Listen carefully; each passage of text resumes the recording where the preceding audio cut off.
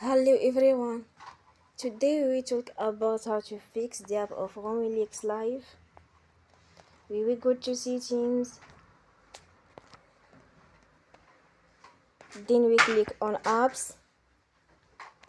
After that we will search the app RemixLive and we click. Then we will enforce stop. After that we will go to storage. Then we click on clear cache. In the end, you will turn your Wi-Fi and you will turn again.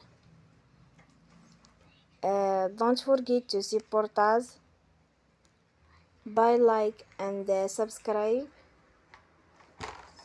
See you next time and thank you for watching.